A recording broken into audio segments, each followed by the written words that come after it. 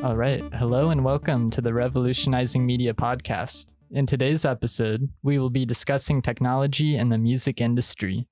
I'm here with Eric, a professor from the Honolulu Community College's Music and Entertainment Learning Experience, or the MELE program. Thank you for having me here, Eric. Thanks for having me, Evan. Before we really get into it, just tell us a little bit about yourself and your background in the industry. Sure thing. So I grew up in Hawaii. I was born in Guam, military kid. Father got stationed here at Pearl Harbor.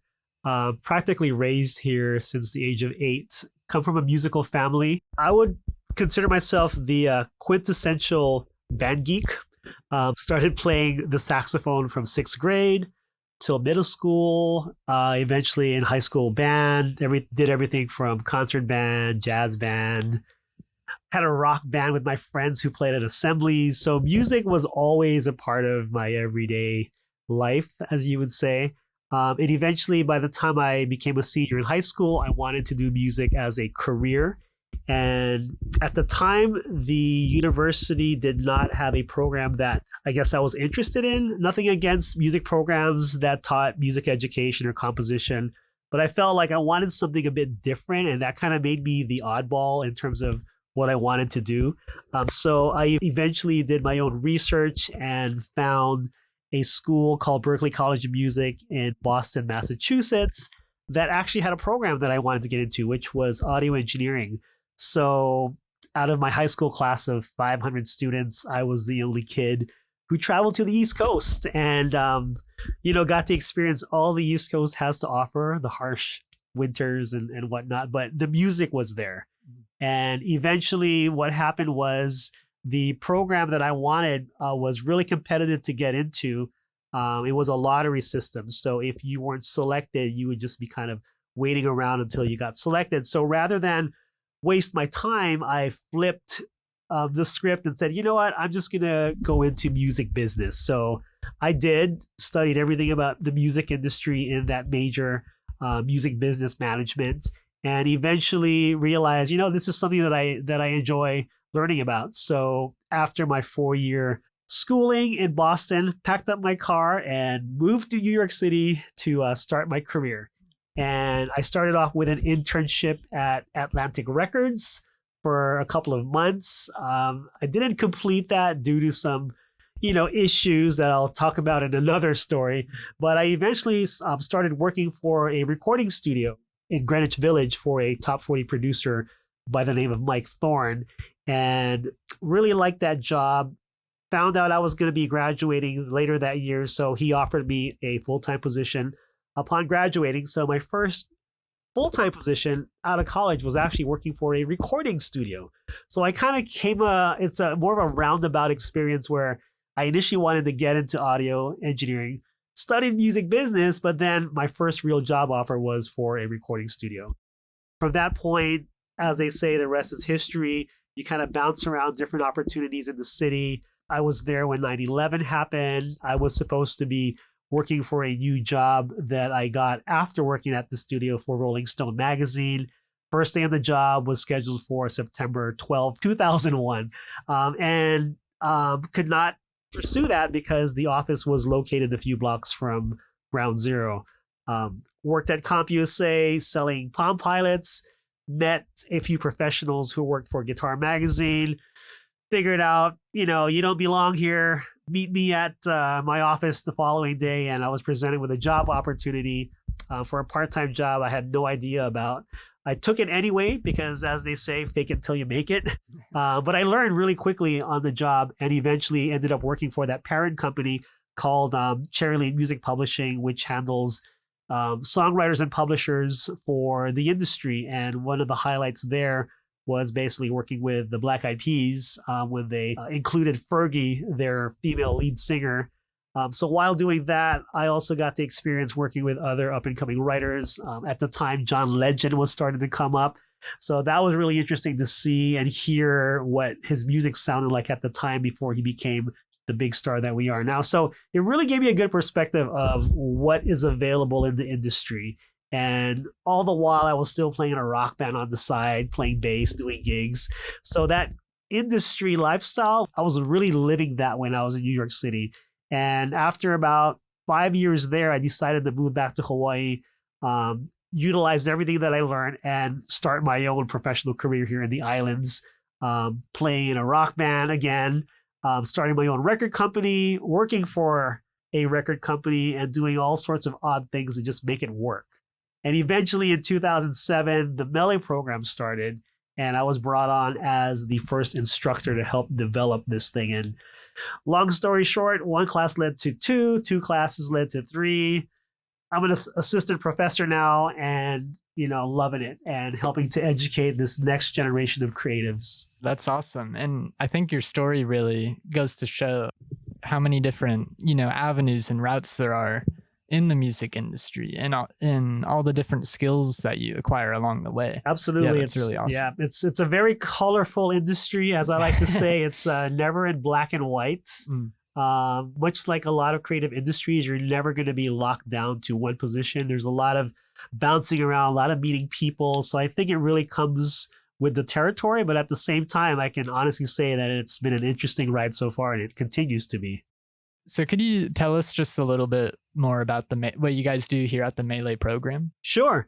So MELE is short for the Music and Entertainment Learning Experience. We are a 2-year program here at Honolulu Community College, and we focus on training professionals behind the scenes in the fields of music business and audio engineering. So another way to look at it is when you look at your big stars like a Bruno Mars or a Taylor Swift, not everyone's going to be that star, but there's a team of professionals working behind the scenes. Everyone from songwriters, sound engineers, artist managers, concert promoters. These are the areas that MELE focuses on. So we have students who are audio engineers who work on recordings. We have producers who help produce songs in the studio with the artist. We have guys who do live sound for stadiums and concerts. And we also have guys who want to start their own record companies, their own promotion companies. So we really cover all aspects of the music and entertainment scene through these classes at MELE, but also learning about other opportunities in the world of creative media, where you can do audio and film, television. You could work on other things like apps and video games. So it's really great that, MELE is a good foundational 2-year program. And if you want to continue on, students have that option to continue at UH West Oahu for their 3rd and 4th year. So it's a cool experience where you have a 2-year focus solid in music and entertainment, but now you can have the option to transfer, or you can go right into the industry. It's really interesting that students kind of have the option, okay, am I ready to jump right into the industry, or do I want more? Let's do it. Or do I want to go do more school? So yeah, I know there's quite a few MELE students that go either to UH West Oahu right afterward. Correct. Or like you showed me earlier, there's people that go and straight into studio work, or right. And what we like to also let our students know is you're actually here for the experience. And regardless of however you feel your talent is, there's something creative about everyone out there.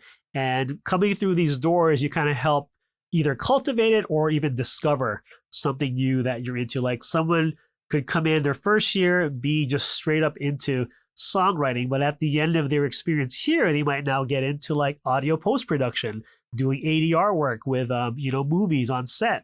So the experience is really why they're here, and you could either collaborate, you could be exposed to new things, and that's also something that we like to tell our students, like, take it for what it's worth, figure out what you want to do, and from here on, it's a jumping point to the next thing. Yeah, that's awesome. So now getting into the technology in the music industry. Sure. So one of the most prominent technologies is the digital audio workstation, the DAW. So you have things like GarageBand, Pro Tools, Logic, those types of tools. Right. It allows artists to record and edit their music, whether independently or in a studio. So how do you think DAWs are affecting music production and the quality of the final product compared to things how they used to be? Yeah. So what's kind of cool about my whole journey is I'm straight up old school. I was that kid who would like listen to albums and CDs read everything front to back in the liner notes. And nothing against, today's current, generation of music fans. But back then, you read those liner notes because you wanted to know who were the producers, what studios were utilized for these recordings. And it was like this big mystery, like only a certain few could experience, like the record plant in Sausalito, Northern California. It's like these were places that were like these, ivory castles where these recordings were made. So at the time, it was like, wow, hopefully one of these days I could be a part of that. And with the introduction of the DAW, or the digital audio workstation, that became something where now the average musician could get into. The bar of now creating recordings was dropped. So if you had a passion and an interest, you could actually do it. So I started recording with a Tascam Porta Studio, which was a 4-track cassette recorder. So with a blank cassette tape, I could record up to 4 tracks simultaneously. And that was my first dive into recording. So I had a rock band with my 2 brothers, and we could utilize 3 tracks of drums, bass, and guitar, and we put the vocals on track 4, and we make an album.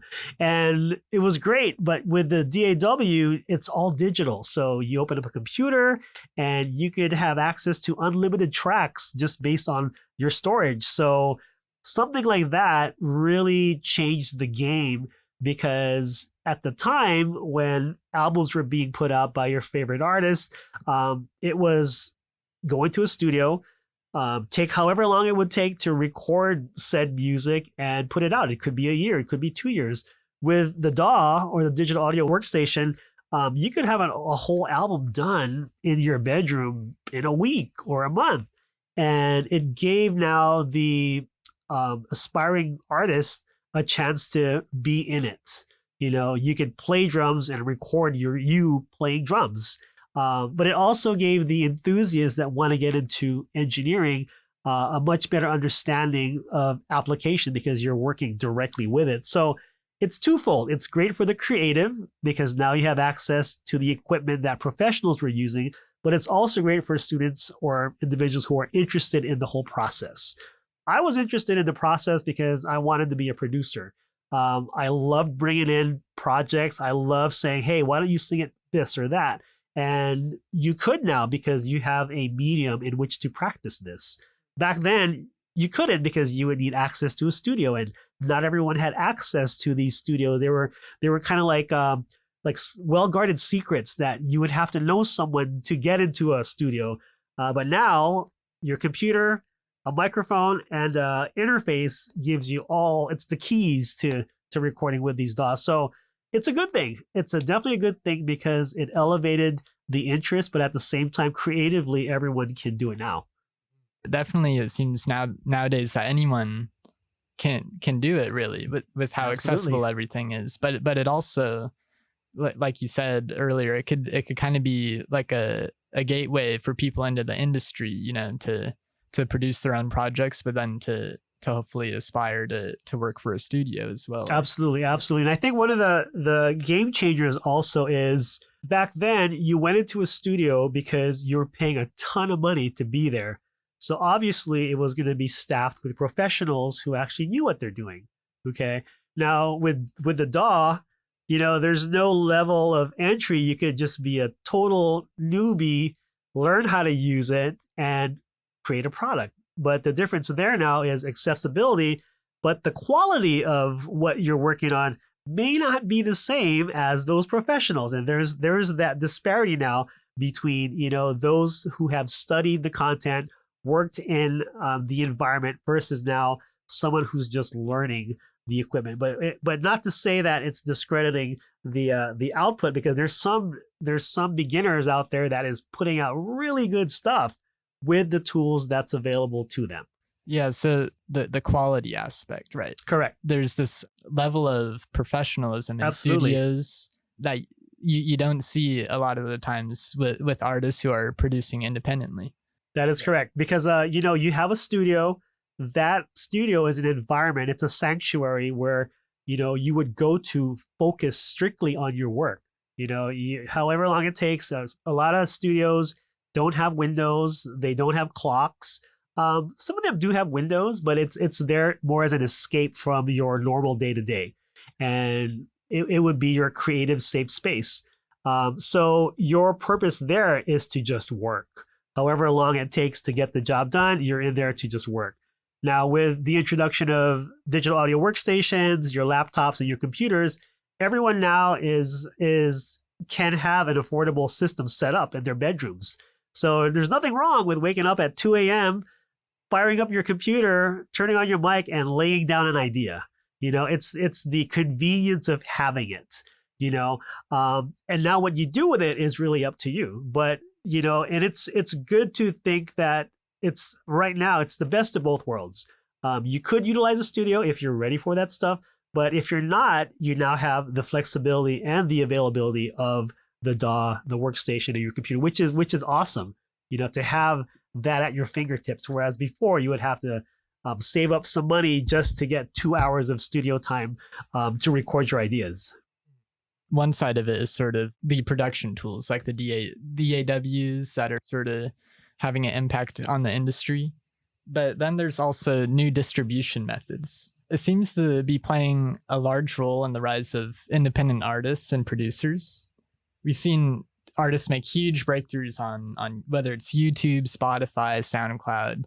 I think of like Billie Eilish or like Post Malone, who sort of started with that route. Can you talk a little bit about the role that streaming platforms and those types of platforms play in the uprise of independent artists? Yeah, sure. Because right now, streaming is here to stay. And it's one of those things that is here to stay. It's accessible with the access to DAWs and the softwares and the tools. Anyone could record their music on their laptop and release it, the next day because of the current availability of these models. Now, the difference from how it was before is, again, you would have a record company where they would look for someone that they would develop, and they would invest their money to develop these artists to becoming who they are. They'll hook them up with songwriters, handle their distribution, get them in stores, set up a concert tour. Basically, that was the relationship that needed to happen. A record company with an artist depends on the record company for all of the support. In today's landscape, that's not necessarily the model anymore, because artists can do it themselves. But the question is, to what extent? You can get the music out, yes, excellent, but how many people is it reaching? Because you don't have a record company, you could be just reaching 10 people. Back then, if you had a record deal, there's a guarantee you're going to hit at least 100,000 people, maybe 1 million at the end of a week.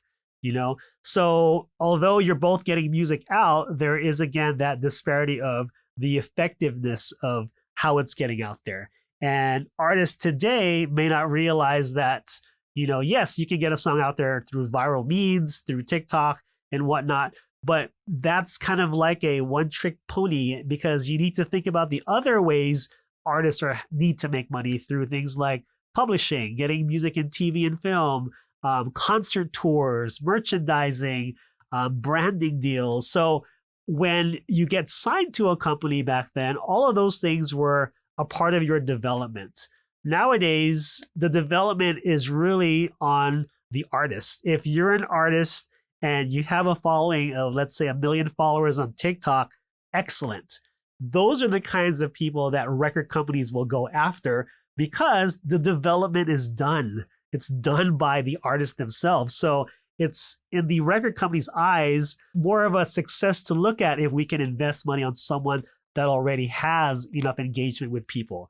So that's what incoming artists need to know now. It's a different game, and you have to kind of be more of like a jack of all trades, Swiss Army knife kind of artist, where you need to be aware of things like your music, any other ways you can exploit your music, and not just through your fans. There's so many different ways to make money in this industry. That's really interesting. And it kind of seems that, artists used to go to the record labels Correct. for help, but now it's more switched to where the record labels are chasing artists that Absolutely. already have found success on Yep. social media or different streaming platforms. Yeah, correct. And because they're able to do that on their own, a lot of artists now have that leverage to say, I'm already doing this on my own. What can you, the record company, provide for me now? Whereas back then, it was just based solely on the talent of the artist and who was dependent on the machine, aka the record company, to kind of help get them to a certain level. And back then, record company budgets were a lot bigger, where you put out one album, if it does fairly well, the record company might option to put out a second album. Nowadays, if you get signed to a label deal, it's most likely a one album deal. And you're working now on a per album deal. Advances aren't as big as they were from back then, but what you got going for you this time around as an artist is the different ways you can be making money, from advertising on YouTube and TikTok, collaboration with people, basically creating content is the norm nowadays. Definitely seems like a lot of it is sort of swayed to this content creation. Like that's what you see first. Correct. Is these artists establishing themselves, establishing their own brand. Absolutely. And then, maybe potentially working with a record label to surpass that. Absolutely. Yep. And like I said, it's a totally different market. And in order to have some success in this field, you have to be tapped into the different ways to make income. So one thing that I see on social media, so apps like Instagram and TikTok have the sound or the music features where people make user-generated content and could attach songs to connect with artists or Correct. to also connect with other fans. How do you think that's sort of changing the marketing sort of aspect? That's actually a good question, because those features tend to be marketing the music indirectly, because the music now serves as a vibe setter, for whatever content you're creating. So even though back then when you're promoting the music to a fan, you're promoting the music as the music.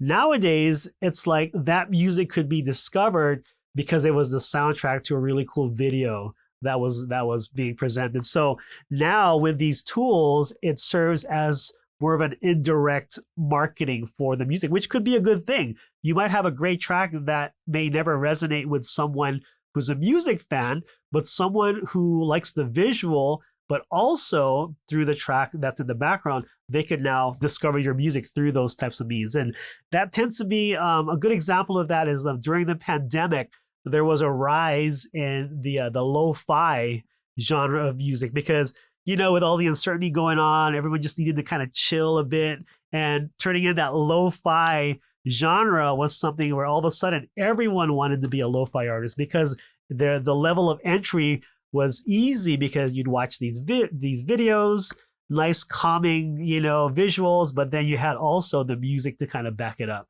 So that's something where the music now is discovered through a secondary means. And in this case, as an attachment to a visual or a video.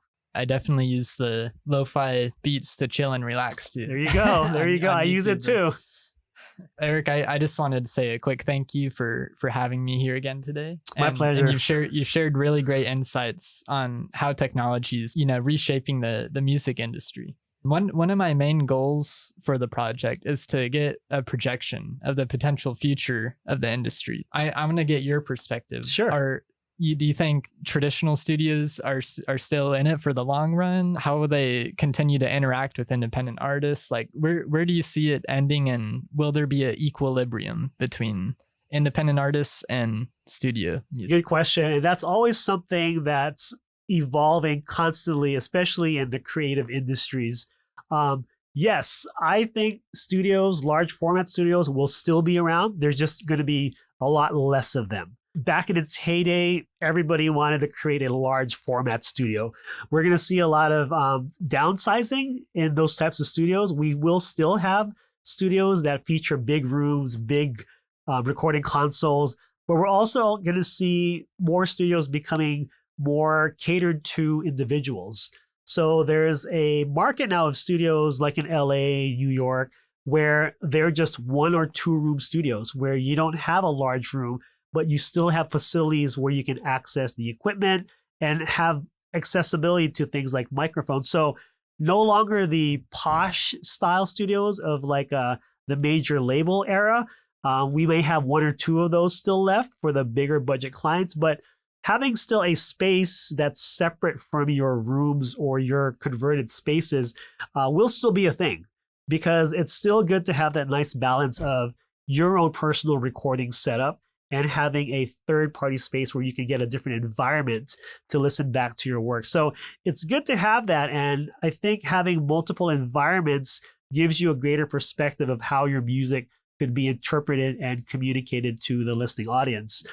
Sometimes you may only have the luxury of a table in your bedroom, 2 speakers, and your computer, and that's okay. But if you're able to now access a studio to hear back that music or even record something in these studios, it's a best of both worlds, where you create everything in your bedroom, like let's say production wise, and you book 2 hours at a recording facility where you can have access to more equipment, perhaps an engineer to kind of give you more pointers on improving your production. So I think honestly, it's going to be a best of both worlds. You will still have those facilities in the bedroom setups and in the home studio setups. That's also something that's also upping the bar with, the affordability of things like microphones and room acoustic treatment. So there's some pretty creative spaces that I've seen, in homes and bedrooms. Do you see AI playing a larger role in music in the coming future? Great question. AI has been the hot topic within the past year or so. And honestly, I do see AI as something that will be integrated in a lot of musical types of projects. How is different on what aspect you're into. Like, for example, I could use examples in songwriting, for instance. Yes, AI can write a song for you, but creatives, professionals like us, should not see it as something, definitive. It should always be a tool. It can give us ideas. It can help us generate, things more quickly, but we should not use it as is. Treat it as a tool. In the world of audio and recording, yes, it could spit out some beats for you, but that beat is just an idea. Use that as an inspiration. Don't take it as is or at face value, because, there's no reason for us to have writer's block anymore with AI. There's so many things that AI can do for us. And I think if we know how to be responsible users of it, it's definitely going to help our work in the future. I like to say that AI has been kind of utilized already in audio recording. If you're familiar with Auto-Tune, that's a form of AI where it kind of makes your voice attain a certain pitch without you even doing anything. So that could also be considered something in its early infancy in the music world. So AI is here to stay. It's the same thing with streaming. It's just now trying to cultivate best practices and responsible ways that we can use it creatively. Yeah, because I know a lot of people are worried, it's going to take our jobs, but it's more so how can we put it into our work and use it as a tool? Absolutely. And even for, just thinking about like music business or things that deal with logistics, or you need to have an idea of how to theme a concert. AI is great for that stuff. Like I need to throw a, 80s disco or 70s and 80s kind of party. Give me some ideas. That's a perfect tool where AI can help you, as opposed to, sitting in a room for 2 hours brainstorming an idea. So creatively speaking, AI will be available. We just got to use it accordingly for whatever we're trying to do. All right. Again, Eric, thank you so much for your time and having me here at the MELE program. It was a great tour. I love learning about what you guys are doing here. And awesome. Yeah, thank you for your time. Thanks, Evan.